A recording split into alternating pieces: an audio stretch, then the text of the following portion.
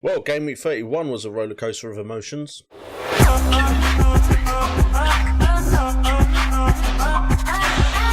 Hello there, hope you're having a great Monday. What is up, guys, and welcome to the FPL Today Team Selection video for Game Week 32. This is the video where we go over how I've done in Game Week 31, and I can tell you it's a pretty eventful weekend, and also how we're going to go into Game Week 32 and what our team will look like. So if you haven't already and you want to support these videos, do me a favour, hit that like button, subscribe, and hit that notification bell for FPL, and let's get into the video. So guys, we start off with how I did in Game Week 31, and we were going into this game week off of my wildcard. And if anyone knows anything about playing a wildcard and has done it a few times before, you'll know that you go in with so much hope, and then who knows if you actually come out of it with a green arrow or red arrow, if you're feeling good, if you're not.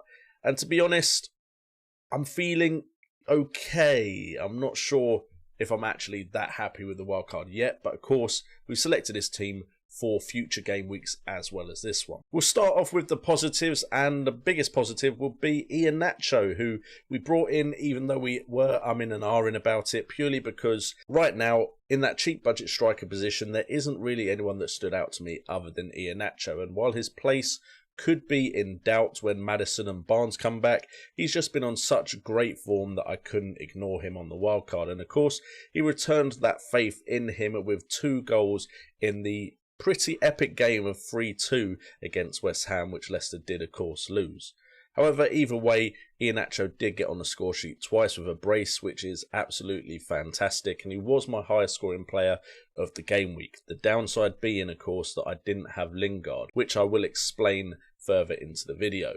The other returners for me were Trent with 11 points. He managed to get a goal in Liverpool's victory over Aston Villa, which is very good for me, and he also backed up my faith in him with a performance that suggests this could be something that happens again. He managed 3 shots on goal, 2 of them being on target, and 1 shot from inside the box, getting that 1 goal, but also had 3 key passes in that game against Villa. Then we move on to Salah and Son, who got 7 points apiece. Salah being my captain, getting that doubled up to 14, and Salah's underlying stats were good as well.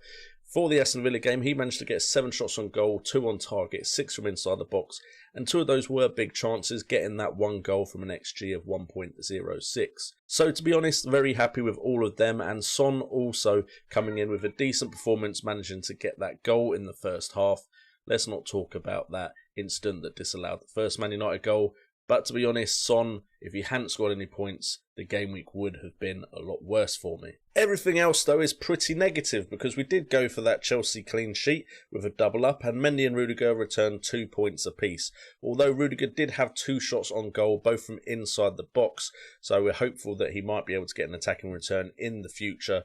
But more importantly, we're hopeful that this isn't a sign of things to come with Chelsea, because I've finally gone for the Chelsea double up, and that's 2 clean sheets they've managed to not get in 2 fixtures where you'd have imagined they could have had clean sheets in. We also had Loughton, who to be honest is in because he is cheap at 4.4 million, and he was playing against Newcastle, and I was hopeful for Newcastle to not do much because they haven't looked impressive recently. And then of course, despite the fact that Burnley were 1-0 up, they went and conceded 2 goals, and Loughton only gets me 1 point. The game week didn't start off great on Friday night, with Neto only playing 32 minutes and not getting anything in underlying stats to suggest that he is an amazing pick, but he did of course only play those 32 minutes. We're hopeful that the injury isn't too big a concern, because we wanted to hold our transfer this game week, so we had 2 for the blank game week in 33 to deal with the double up on Spurs with Son and Kane. So hopefully Neto is fit, but of course he is most likely going to be that player at risk, because we don't want to jump off of players too early after our wildcard. Jota did have a decent game in that game against Aston Villa with Liverpool. He just didn't get on the score sheet, but he did manage to get 5 shots on goal, 4 from inside the box, but only 1 of those was on target. And then Bruno Fernandes, despite the fact that Man United managed to score 3 against Spurs, didn't really get any significant points, which is disappointing. As for Kane, Kane has done enough for me that I can't really doubt him just because of 1 game week against a tough opponent. So Kane is probably still going to be the player we keep after double game week 32. And then on the bench, we actually have Forster and Veltman playing tomorrow, but neither are going to come into the starting 11. And we have Vidra on the bench as well, who would have come in for anyone that hadn't played. So it's unfortunate we didn't have someone not start that didn't get significant points, because Vidra looks like a decent option with his price being so significantly low at 4.8 million for a striker. But to be honest, I did pick him for the bench, so I can't be too annoyed by those points sitting there. And maybe it means Vidra could be someone we keep for the bench boost, which we still have. So for our game week, of course, this is before the Arsenal game and before the fixtures on Monday. We have 57 points. That isn't going to change for us, but the game week average is currently at 31. Hopefully it doesn't rise too much more. I am worried about some players though playing, the likes of the Everton boys, Calvert-Lewin and Richarlison. Maybe there's some Dignes out there. We're also worried about any Arsenal players, potentially some Arsenal defenders. I know a lot of people have Holding, so we don't want Arsenal to keep a clean sheet.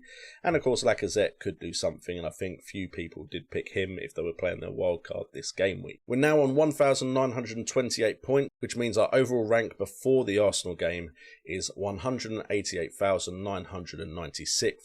Which is about a 60 to 70k rise, so hopefully as long as nothing major happens in the next 3 fixtures, we should be seeing a green arrow. And that's the point of the wildcard, to hopefully get you that momentum to start rising up the ranks. So hopefully this is just the start of green arrows all the way till the end of the season. And now let's have a look at our player at risk. So our player at risk is actually Neto, who does have Sheffield United at home in the next fixture, which is of course a good fixture, and which is why I was interested in bringing him in on my wildcard. However, with that injury taking him off at the 32nd minute of that game against Fulham, we're not too sure about his position in our starting 11 because we did want to start him in this game week. However, the injury doesn't seem too bad. He's got a 75% chance of starting in the next fixture, according to the FPL website. So we will be keeping an eye out on the press conference of Wolves to see if Neto does have the possibility of starting. And we do have a playing bench who could, of course, come in to cover him. We also really want to hold our transfer to move Son out in game week 33 and still be able to make another move after watching 2 game weeks after the wildcard. So it's very possible that Neto doesn't get transferred out, although he is the player at most risk of being transferred out right now. So guys, before we look at my team for Game Week 32, if you want access to Opta stats as well as a fixture ticker and articles to help you in the FPL game, please do check out top link in the description, Fantasy Football Hub. All the data on FPL Today is taken from the Fantasy Football Hub, with tools such as player comparison to choose the best players out of 2 options, Opta stats tables to see who could be hitting form soon and who will be amongst the goals, and a fixture ticker so you know who has not just the form but also the fixtures to match, and so much more, like articles and coverage of other fantasy football games. Ask yourself why you haven't joined the Fantasy Football Hub. It's just £2 a month to unlock your FPL potential. So there you have it, top link in the description. Go and check them out. They've really helped me out on this channel this year. So help FPL today by checking Fantasy Football Hub, and let's get into the team selection. So guys, we're still positive. We really are. We think potentially we could have a really good game week 32.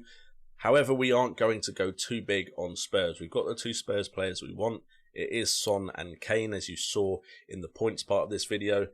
And to be honest, I'm probably not going to make any transfers this week, although there will still be the potential transfers section in case Neto is definitely out of game week 32. We start off with the goalkeeper and defenders, and we have Mendy and Rudiger with Brighton Hove Albion at home. Now, please Chelsea, reward me for finally getting the Chelsea double up on defence. Get me a clean sheet, please. This never seems to work for me. Every time I go for a double up in defence, apart from potentially Liverpool at times when you could have gone Trent and Robertson when they were in much better form than they're currently in, the double up in defence never works for me, ever. Arguably, it did work for me when I had Cancelo and Stones, just it never seemed to work for both of them in the same game week to get massive points. But in general, double up never works. Please, Chelsea, make it work for me, at least for the rest of the season. Then we have Masuaka against Newcastle. Now, to be honest, Newcastle, I thought, were a team that are pretty much dead in the water. And then they had that recovery against Burnley, but we're still hopeful for a West Ham clean sheet, although they have twice now gone and taken a significant lead against opponents, and then those opponents have almost come back into the game and scored 2 goals. So we're not too sure a clean sheet's going to happen in this one for Masuaku, but we're hopeful, and he has been getting rather far forward, pretty much playing as a left midfielder in that West Ham side, and they are definitely pushing for Champions League places. And then finally, Trent, he had a great performance in the Aston Villa game, apart from maybe defensively, he did make some mistakes. But going forward, he definitely looks like a threat again, so we're hopeful for another 11-point haul or double digits from Trent Alexander-Arnold. In midfield, we're going with a 5-man midfield as long as Neto is fit. He does have that Sheffield United fixture, and of course Sheffield United right now are one of the teams that we'd like to kind of attack, because potentially they're going down this year, and they haven't looked too great. However, there is that caution on Neto, so he could be the player transferred. Other than that, the other 4 I'm quite happy with, although I would have preferred it if Bruno Fernandes had got some points in that Man United-Tottenham game. We have Jota and Salah against Leeds. We know what's possible in a Leeds fixture, but we did see them look quite defensively solid against Man City recently, despite the fact that wasn't Man City's best starting lineup. But hopefully Salah and Jota can get on the score sheet in this one, and hopefully Bruno Fernandes follows them with the same in the Burnley fixture at home. Then of course we have Son, who has the vice-captaincy armband at the time of recording this. He does have the double game week, and you know I'm a sucker for a double game week. He probably won't be the highest scoring player in my team, but he'll still have the vice-captaincy. And you know who's got the captaincy, it is Kane, and he has a double game week as well. He probably won't get as many points as Iheanacho. That's pretty much how double game weeks go for me. But I think the captaincy armband will be on Kane, as it will be for the majority of people. And then we have Iheanacho with West Brom at home. Hopefully Midlands derby. Leicester are up for it, want to prove something after their defeat to West Ham. And Iheanacho has looked in fine form, so we're definitely hopeful for some more points from Iheanacho. But we will of course keep an eye on the press conferences just to see when Maddison's back, because I think they have a lot more creativity when Maddison is in the side, and I think that could only benefit Iheanacho, especially if Barnes is still out. And on the bench, my bench isn't looking too fantastic this game week. We have some very tough fixtures for all of them on the bench. We have Forster, who has Spurs. We have Vidra, who has Man United, as well as Loughton, who has Man United. And we have Veltman, who has Chelsea. All of those fixtures are away, so ideally we want our starting 11 to all be starting so we don't have to rely on that bench. But at least we know all 4 of those players are playing.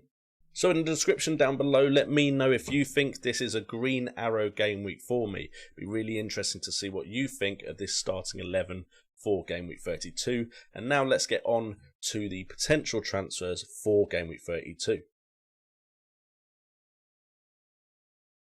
So going into this, I wasn't planning on making a transfer, but the Neto issue is probably the only issue that could make me change my mind and not go into game week 33 with 2 transfers. And the player that I really want, but I would have to take a -4 most likely, unless I got rid of Jota, would be Jesse Lingardinho, who has been on absolutely great form recently, and I still can't believe he is not in my starting 11. He should have been in there at least for game week 29, but probably before. At 6.4 million, you're looking at a player with 4 goals and 2 assists in the last 4 game weeks, from 7 shots, 6 on target, all 7 from inside the box, and 2 big chances. We have an XG though of 1.45, so he's massively outperforming what the average player would do in those shooting positions. But we've seen what Lingard can do in difficult shooting positions plenty of times now to potentially ignore that XG. Also, he's only had 2 key passes and an XA of 0.20, but he's got 2 assists, which potentially shows how great West Ham are as options going into the end of this season, which is why West Ham actually pretty much dominate the potential transfers I could make. The second player I'm looking at is Souček. At 5.3 million, he can come straight into the side, and he has managed 1 goal and 1 assist from more mediocre but reasonable XGs and XAs of 0.73 and 1.06. So, to be honest, if we just look off the underlying stats, we'd suggest that Souček is more likely to keep up his scoring than Lingard is his own. But Lingard has shown just how good he is in front of goal right now in that West Ham side. So, take underlying stats with a pinch of salt when you can watch a game and see how good Lingard is right now. And then the third player, another hammer, and it is Jared Bowen. He has also impressed me recently. At 5.9 million, I could actually bring him into the side without taking a minus hit to get a West Ham player in for Gameweek 32. He has managed 3 goals and 1 assist in the last 4, which isn't too far off of Lingard, and he has managed it off of 8 shots, 4 on target, 8 from inside the box, and 3 big chances. As you can see, he's actually had more shots and more shots inside the box, but less on target, but also had more big chances with a better XG at 1.58. He's also got a better expected assists at 0.73, despite the fact he's got 1 less assist than Lingard. So underlying stats wise would suggest Bowen is just as good an option as Lingard, but of course the points come from the goals and the assists, which Lingard is beating him in. And then finally, we don't have a West Ham player, and this doesn't include his stats from Gameweek 31, because it's currently going on at the time of recording this. But at 5.2 million, I have been interested in Saka for a long time. He is seemingly playing deeper today though, which is a little bit off-putting. And of course, he doesn't have any goals or assists in the last 4 game weeks to his name. That is Gameweek 27, 28, 29 and 30. He does have 6 shots, 5 from inside the box, but only 1 on target with 1 big chance, and 3 key passes with 1 big chance created, with his XA and XG at just over 0.62 for XG and under 0.7 with 0.69 for XA. But we are still interested in because the fixtures are really good, and if I'm honest, I have a soft spot for Saka, which is why he might make my starting 11. And guys, that is it for this video, and I know I say this pretty much every week. I will be trying to make another video or 2 this game week, but of course it does depend on how things go with the world opening back up and me going back to work. But it does mean I get my breaks now, which means I probably get an hour and a half a day where I can just sit there and focus purely on making video content for you guys. So hopefully that means I return to a little bit more consistency for the end of the season.